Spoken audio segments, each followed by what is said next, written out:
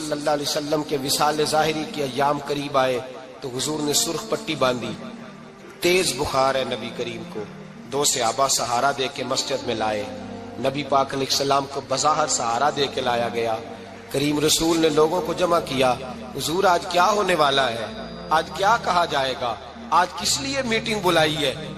نبی کریم کے کل صحابہ جب مسجد میں جمع ہوئے تو کھچا کھچ مسجد بھری ہے۔ وصال ظاہری سے چند یوم پہلے کی بات، نبی پاک نے فرمایا آج تمہیں کوئی جہاد کی ترغیب نہیں دینی، آج کوئی نیا پیغام نہیں دینا، آج تمہیں بتانا ہے کہ رب نے اپنے بندے کو اختیار دیا ہے، چاہے تو دنیا میں رہے، چاہے تو اس کی بارگاہ میں حاضر ہو جائے۔ اس عبد نے بارگاہ ربوبیت کی طرف لوٹنے کا ارادہ کر لیا ہے۔ حضرت صدیق اکبر رونے لگے تو صحابہ نے کہا تمہیں کیا ہوا؟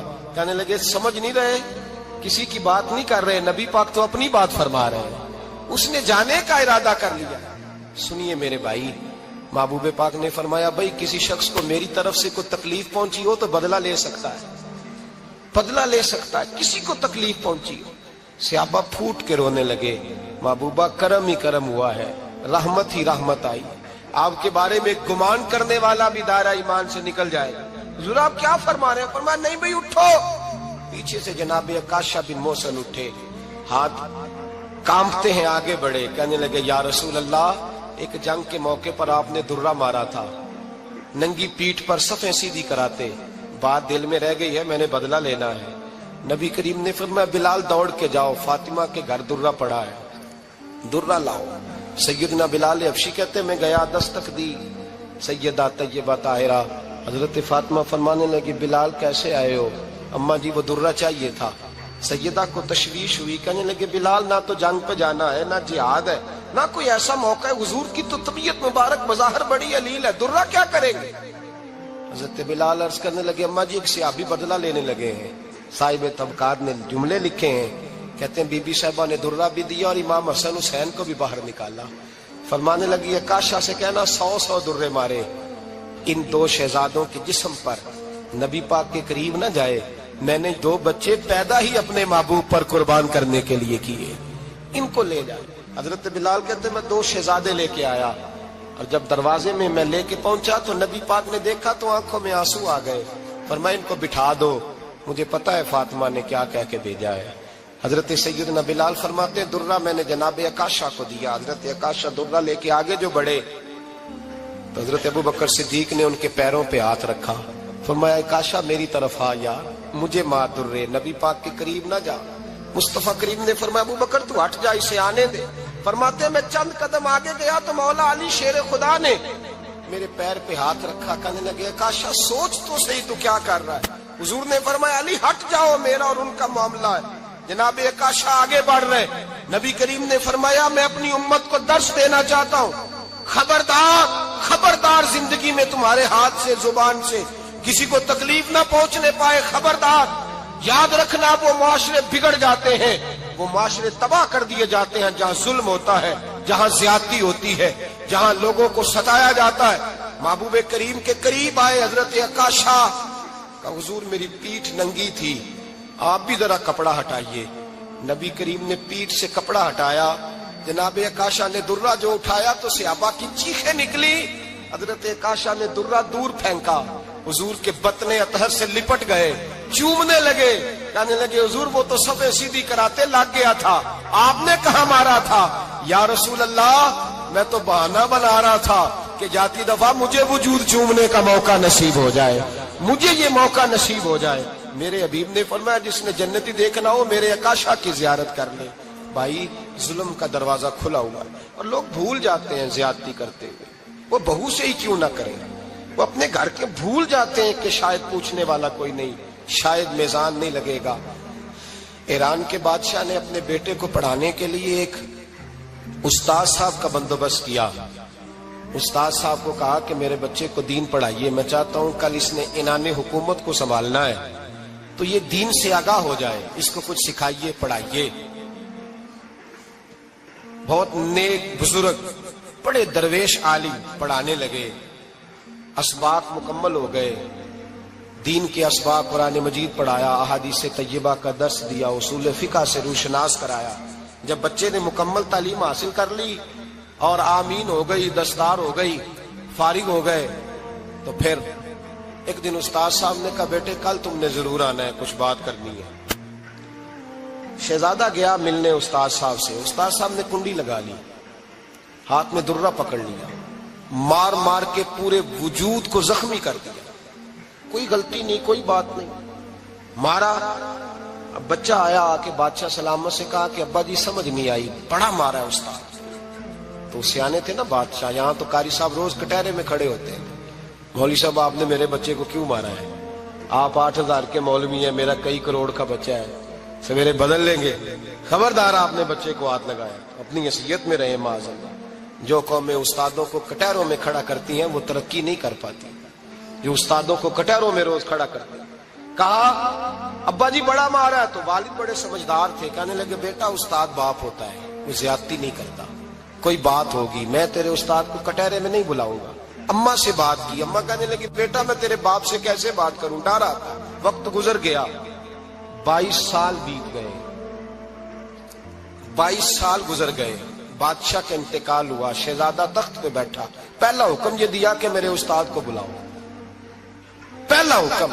استاد جی بوڑھے ہو گئے تھے، چھڑی کے اوپر ٹیک لگا کے آئے اور بھویں سفید ہو کے جھک گئی تھیں، یوں آنکھ کھول کے بڑی مشکل سے دیکھا، کہنے لگے شہزادے حکم ہو۔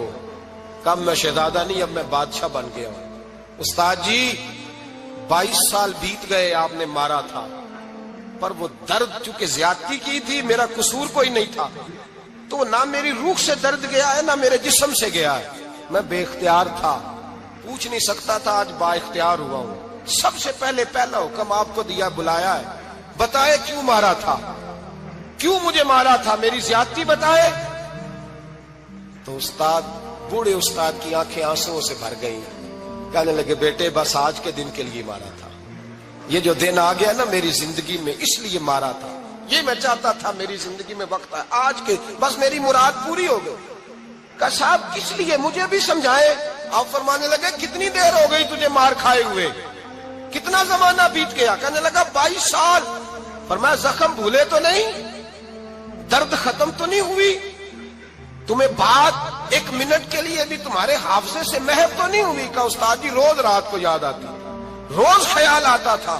استاد کہنے لگے بھائی تو بے اختیار تھا، پوچھ نہیں سکا، 22 سال تجھے یاد رہا، مجھے پتا تھا تو ایک دن حکمران بنے گا، میں نے تجھے اس لیے مارا تھا کہ بیٹے یاد رکھنا، کسی پہ ظلم نہ کرنا، اگر تجھے 22 سال تک یاد رہا ہے تو جس پر تو ظلم کرے گا اسے بھی قیامت تک یاد رہے گا، اور یہ یاد رکھنا تو آج با اختیار ہوا تو تو نے مجھے بلا لیا ہے، قیامت کے دن غریب با اختیار ہو جائیں گے، مظلوم با اختیار ہو جائیں گے، وہ با اختیار ہوں گے للہ الواحد القہار، رب کریم کی بارگاہ کے اندر ان کا اختیار ہوگا، اکیلے اللہ کی حکمرانی ہوگی، پھر وہ بلائیں گے بڑے بڑے کج کلا، دنیا میں جن کی پگڑیاں اونچی تھی وہ سر جھکائے کھڑے ہوں گے، دنیا میں جو ڈکٹیٹر بنتے تھے ان کی پشتیں لال ہوں گی، ان کو غدار لکھا جائے گا، قیامت تک نہیں بھولے گا۔ ظلم کرنا تو سوچ سمجھ کے کرنا، اتنا کرنا جتنا تم سہ سکتے ہو، اتنی زیادتی کرنا جتنی قیامت میں تم برداشت کر سکتے ہو۔ میرے نبی کریم صلی اللہ علیہ وسلم نے فرمایا ظلم سے بچو، یہ قیامت کے اندھیروں میں سے ایک اندھیرا ہوگا، زندگی میں زیادتی نہ کریں، اگر تھوڑی دیر کے لیے کوئی چیز برداشت کر جائیں گے تو وہ فائدہ دے جائے گی، کچھ دیر کے لیے اگر سہ جائیں گے تو نفع مل جائے گا، سہنے کی کوشش کریں لیکن زیادتی نہ کریں، نظر کو، سوچ کو، ذہن کو پاک رکھیں، اور میرے بھائی زندگی پوری ظلم سے بچیں، زیادتی سے بچیں۔ امیر المومنین حضرت جناب سیدنا عمر فاروق رضی اللہ تعالیٰ عنہ رات گھر میں تھے تو رونے لگے، بڑی دیر تک روتے رہے، والدہ اٹھی تو صاحبزادے سے کہنے لگی پتہ کرو تمہارے باپ کو کیا مسئلہ ہے۔ شہزادے آئے، کہنے لگے امیر المومنین والد گرامی کیا ہوا؟ تو حضرت عمر فاروق کہنے لگے بیٹا اپنی اماں کو بلاؤ۔ والدہ آ گئی، کیا بات ہے، کچھ طبیعت خراب ہے تو حکیم کا بندوبست کیا جائے۔ تو حضرت عمر کہنے لگے کچھ بھی نہیں، آج مسجد سے نکلا ہوں تو نبی پاک کے صحابہ میری تعریفیں کر رہے تھے۔ یہ حضرت فاروق اعظم کے وصال کے قریب کے دن ہے، تعریفیں تو حضرت یہ رونے کی بات ہے کہ خوش ہونے کی؟ آپ فرمانے لگے نہیں، سوچتا ہوں باہر تو میں اچھا رہا ہوں، پتہ نہیں گھر میں ہی کوئی زیادتی نہ ہو گئی ہو، پتہ نہیں تمہارے ساتھ بھی میرے معاملات ٹھیک تھے کہ نہیں۔ صحابہ تو تعریف کرتے ہیں، رو رہا ہوں تمہاری وجہ سے نہ الجھ جاؤں، بیوی ہی نہ کہے میرا حق ہی ادا نہیں کیا۔ یہ لفظ کہتے کہتے پہاڑ ہے یہ شخص، کیسر و کسرا کانپتے ہیں۔ حضرت عمر رو پڑے، بی بی سے کہنے لگے مجھے اللہ کی رضا کے لیے معاف نہیں کر دیتی؟ میرے اوپر بوجھ تھا امت کا، میں ساری رات مدینے کی گلیوں میں پھرتا تھا، دن سارا مسجد میں گزرتا تھا، میں تجھے وقت نہیں دے پایا، معاف نہیں کر دیتی؟ تو زوجہ کہنے لگی نہیں عمر، میں نے بھی زندگی میں اپنا کوئی سکھ چین نہیں دیکھا، کوئی چاؤ پورا نہیں کیا، میں کیسے معاف کر دوں؟ میں نہیں معاف کرتی۔ حضرت عمر زمین پہ بیٹھ گئے، رونے لگے، کہنے لگے چل معاف کر دے۔ کہنے لگی ایک وعدہ کرو، قیامت کے دن رب کریم کی بارگاہ میں میری سفارش کرو گے؟ اللہ کی بارگاہ میں عرض کرو گے کہ اللہ اچھی تھی، مجھے کپڑے دھو کے دیتی تھی، روٹی پکا کے دیتی تھی، میری عزت کی محافظ تھی؟ جناب عمر کہنے لگے تیرے ساتھ وعدہ ہے، رب اپنے فضل سے عمر کو جنت دے گا تو عمر تجھے جنت میں ساتھ لے کر کے جائے گا، تیرے ساتھ وعدہ ہے۔ میرے بھائی جن کے دلوں میں احساس تھا کہ ہم سے کوئی زیادتی نہ ہو جائے کسی جگہ، وہ تو یہاں تک معاملہ کرتے تھے، یہاں تک ان کا خیال رہتا تھا۔ عزیزو، ایک تو نظر میں حیا پیدا کریں، والدین کی بہت بڑی ذمہ داری ہے۔ لاکھوں بچے مرضی کی شادیاں کر رہے ہیں، ہزاروں گھر اجڑ رہے ہیں، یہ وہ والا زہر ہے جو ہر گھر میں تیزی سے پھیلتا چلا جا رہا ہے۔ پہلے ہم کہتے تھے کہ بچہ باہر نہ نکلے، اب کہتے ہیں اللہ کہیں موبائل لے کے تنہا نہ بیٹھ جائے، کہیں تنہا نہ بیٹھ جائے، کیا بنے گا اس کا اگر یہ گندگی اور یہ ایسا نشہ ہے جو اجاڑ کے رکھ دے۔ بخاری شریف میں حدیث ہے، قاضی ایاز مالکی رحمۃ اللہ علیہ نے بڑی تفصیل سے لکھی ہے، راوی حضرت انس بن مالک ہیں۔ ایک بندہ بڑی دور سے آیا نبی پاک صلی اللہ علیہ وسلم کی زیارت کے لیے، بڑی دور سے۔ عرب کے جو سردار ہوتے تھے ان کے بڑے ناز نخرے ہوتے تھے، وہ خیر آج بھی ہیں، پروٹوکول کا ماحول آج بھی، یعنی وزیر صاحب کے آگے دو چار گاڑیاں نہ ہوں تو ان کو مزہ ہی نہیں آتا، پولیس والے آگے پیچھے بھاگیں تو، حالانکہ ان کو نہیں پتا کہ جو پولیس والے آگے پیچھے بھاگ رہے ہیں نا، یہ حکومت بدلی تو گرفتار کرنے بھی انہوں نہیں آنا ہے، لیکن وہ بڑا مزہ آتا ہے جب لوگ گاڑی کے پیچھے بھاگتے ہیں۔ کیا بات ہے جناب، بڑی بات۔ اور ہماری طبیعتوں میں پتہ نہیں کون سی، تو نبی پاک صلی اللہ علیہ وسلم کی خدمت میں وہ شخص بڑی دور سے آیا، تو عرب کے بادشاہوں کا مزاج تھا، پروٹوکول بڑا چاہتے تھے، ان کا تو یہ طریقہ تھا کہ حکمرانی کرنی ہے جیسے بھی ہو۔ اگر کسی غلام نے دھوپ میں بندھا رہ گیا، اونٹ اور چھاؤں میں نہیں باندھا تو درے مارتے تھے، اور اگر اس نے کھول کے باندھ دیا تو پھر بھی مارتے تھے، کہتے تھے اتنا سیانا ہو گیا تو انہیں پوچھا ہی نہیں، خود بخود ہی باندھ دیا۔ وہ شخص حضور کی بارگاہ میں آیا، اور بہت سارے لوگوں کے پاس کیونکہ وہ جاتا تھا اپنے سربراہ کا پیغام لے کے، تو وہ کانپ رہا ہے جب حضور کی بارگاہ میں گیا، ڈر رہا ہے۔ اب ذرا بات کو سمجھنا، نبی پاک صلی اللہ علیہ وسلم نے اس سے فرمایا کیوں ڈرتے ہو؟ سادہ آدمی ہے، دیہاتی ہے، بدو ہے۔ اللہ کے رسول نے تھپ کی دی، کیوں ڈرتے ہو؟ تو کہتے حضور مجھے آداب نہیں آتے اور مجھے ڈر آتا ہے، کوئی بات اگر ایسی ہو گئی، آپ مدینے کی حکومت کے سربراہ ہیں، تو کہیں آپ ناراض نہ ہو جائیں۔ حضرت انس بن مالک فرماتے ہیں بات کہاں کی تھی، پہنچ کہاں گئی؟ جب اس نے یہ کہا نا کہ آپ تو حکومت کے سربراہ ہیں، کہیں کوئی غلطی نہ مجھ سے ہو جائے، تو نبی پاک کی آنکھوں میں آنسو آ گئے، حضور رونے لگے، اور نبی پاک صلی اللہ علیہ وسلم فرمانے لگے نہ بھائی، تو کسی حکومت کے سربراہ کے پاس نہیں آیا، نہ تو اس بیٹے کے پاس آیا ہے جس کی ماں گوشت کے خشک ٹکڑے کھا کے بھی گزارا کر لیتی۔ میں تو ایک غریب ماں کا بیٹا ہوں۔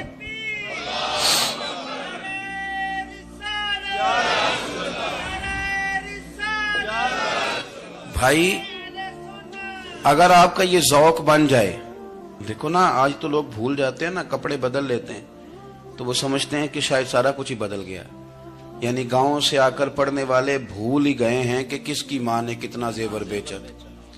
لوگ بھول جاتے ہیں چیزوں کو، اپنے ماضی کو یاد رکھیں، آپ لوگوں کے ساتھ پیار کریں، آپ لوگوں کو موقع دیں، آپ تھوڑی سی اور کوشش کریں اس شخص تک جانے کی جو آپ کو مایوس نظر آ رہا ہے، پریشان نظر آ رہا ہے۔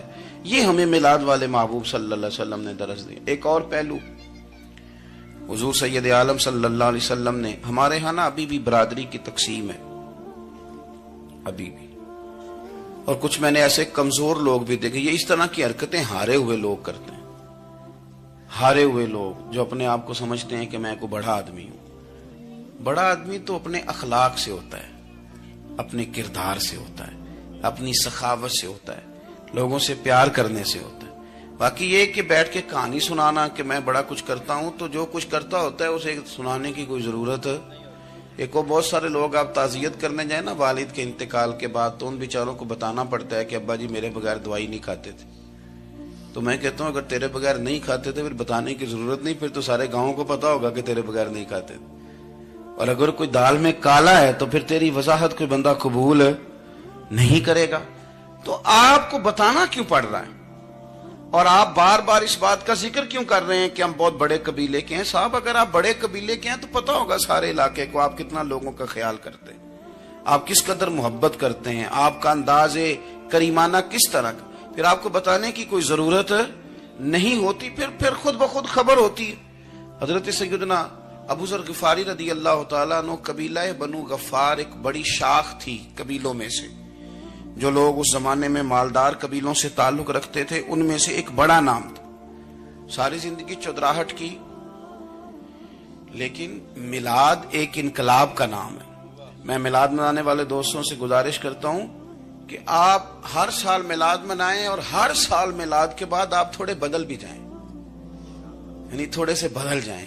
کچھ لوگ کہیں یار یہ داڑھی میں نے نا 12 ربیع الاول والے دن رکھی تھی, یہ میری میلاد والی داڑھی ہے. اور داڑھی رکھیں بھی نبی پاک کی مرضی کی. کس کی مرضی کی؟ نہ ناراض ہو جائے جی میں ٹور چلا, بس کس مرضی کی جی؟ اپنی مرضی کے نہیں. داڑھی کا وزن کو نہیں ہوتا کہ پوری مٹھی رکھیں گے تو آپ کو کوئی دقت ہوگی, کوئی وزن نہیں. پوری رکھیں, جو حضور کا طریقہ مبارکہ ہے جو ہمیں ملتا ہے اس پر آپ توجہ فرمائیں. تو میں جو بات عرض کرنے جا رہا ہوں وہ میلاد انقلاب ہے. حضور سید عالم صلی اللہ علیہ وسلم کی بارگاہ میں آنے سے پہلے لوگ کچھ اور ہوتے تھے, اور یہاں سے ہو کے جاتے تھے تو پھر ان میں تبدیلی آتی تھی. میں سارا دن کرامتیں سناؤں نا کسی کو اپنے پیر صاحب کی اور اپنے گھر میں بھی کہ میرے حضرت بڑے, میرے استاد بڑے, لیکن بیوی کے ساتھ اگر میں ترش لہجے میں بات کروں گا تو وہ کہے گی ایسے سکھاندے نے تینوں پیر صاحب. دوست کہیں گے یہ سکھاتے ہیں آپ. تو آپ کی کہانیاں نہیں چلتی, آپ کا کردار چلتا ہے. حضرت ابو ذر غفاری رضی اللہ تعالیٰ عنہ فرماتے ہیں چونکہ میں چودھری تھا, سیدنا بلال حبشی رضی اللہ تعالیٰ عنہ کے پاس میں بیٹھا تھا. کسی بات میں بات آگے بڑھی اور بڑھتے بڑھتے بات شکنجی تک چلی گئی. رائے کے اختلاف نے باتوں میں تلخی پیدا کر دی, اور جب تھوڑے لفظ اور تیز ہوئے تو میں نے انہیں کہہ دیا چپ کر, تو ابشن کا بیٹا ہے. کس کے بیٹے تھے حضرت بلال؟ کہتے ہیں جب انہوں نے مجھے کہا تو میرا دل بڑا ٹوٹا, لیکن میں نے ارادہ کیا کہ میں نے حضور کی بارگاہ میں نہیں عرض کرنی. اب ہر بات کی ہم حضور کی بارگاہ میں شکایت کریں. لیکن میں جا کے مسجد میں بیٹھا, اور جب سرکار آئے نا, ارادہ نہیں تھا کہ عرض کروں گا, لیکن حضور کا چہرہ دیکھا تو دکھ میرا خود ہی تازہ ہو گیا. رونے کا بھی تو تب ہی مزہ آتا ہے نا کوئی اپنا ملے تو. فرماتے ہیں کہ میرے آنسو نا بغیر اختیار کے چھلک پڑے, اور میں کھل کے روئے, کھل کے. قربان جاؤں محبوب کے بھی حضور نے پاس نہیں بلایا, بلکہ نبی پاک اٹھ کے خود میرے پاس آئے اور مجھے کندھوں سے پکڑ کے سینے سے لگایا. اور جب میں کھل کے رو لیا تو حضور میرے آنسو پوچھنے لگے. کچھ شعر ایسے ہوتے ہیں جو کسی نے کہے ہوتے ہیں, اور کہنے والا جو ہوتا ہے وہ صاحب حال ہوتا ہے, تو اس میں کچھ خوبصورتی زیادہ ہی ہو جاتی ہے. ایک پنجابی کے شاعر ہمارے گجرات میں گزرے, بزرگ تھے, ان کا ایک شعر ہے, وہ کہتے ہیں ایک واری میری آنکھیاں چوں اونا نے اتھرو پونجے سن. ایک واری میری آنکھیاں چوں اونا نے اتھرو پونجے سن, ہن تے چسکا پہ گیا رونے دا. ایک واری میری آنکھیاں چوں اونا نے اتھرو پونجے سن, ہن تے چسکا پہ گیا رونے دا, تے ہر ویلے آہو زاری دا. تو میں روز رونے لگا ہوں, مزہ ہی بڑا آیا ہے جب سے محبوب نے چپ کرانا شروع کیا میرے عزیز. اور پھر حضرت بلال حبشی رضی اللہ تعالیٰ عنہ چونکہ حضور کے غلام تھے, اور انہیں پتا تھا کہ سرکار میری ناز برداری کرتے ہیں, حضور نے چپ کرایا. فرمایا کیوں روتے ہو؟ تو عرض کرنے لگے یا رسول اللہ صلی اللہ علیہ وسلم, اگر میں ابشن کا بیٹا ہوں تو میری تو غلطی کوئی نہیں نا, یہ تو تقسیم اللہ کی ہے نا. الذی خلقک فسواک فعدلک فی ای صورت ما شاء رکبک. جس طرح وہ چاہتا ہے، جس کو چاہتا ہے اس طرح کی اس کی صورت بنا دیتا ہے. تو مجھے ابشن کا بیٹا کہا جاتا ہے، میری غلطی کیا ہے؟ حضرت بلال نے بھی نہیں بتایا کس نے کہا. لیکن نبی پاک صلی اللہ علیہ وسلم نے کیا فرمایا؟ امام یوسف صالحی نے لکھا ہے، ذرا غور کرنا بات پر، تسلیاں لوگ اور رنگ میں بھی دیتے ہیں پر یہ تسلی بڑی انوکھی ہے. حضور فرمانے لگے، بلال اگر تو ابشن کا بیٹا تو پریشان کیوں ہوتا ہے؟ کالے رنگ والی ماں